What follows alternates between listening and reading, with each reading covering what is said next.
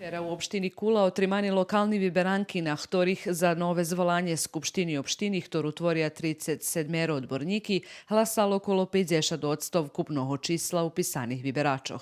Pravo glasa na teritoriji cale opštini malo 35.920 zahraždanje, za ktorých u ruskim keresture kolo 4.000. Glasače mali na hodu opredzeljiť še za jednu z 8 ljestinoh, na ktorých vkupno predloženi 178 kandidati, medzi ktorima i 8 z ruskoho kerestura.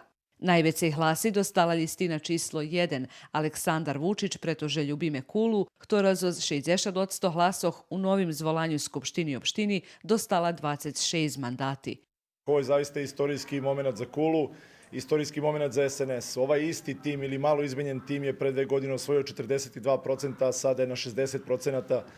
To znači da smo uspeli svojim delima, a ne samo time ko smo, da pokažemo šta radimo u ovoj opštini, jer je to opština prepoznala.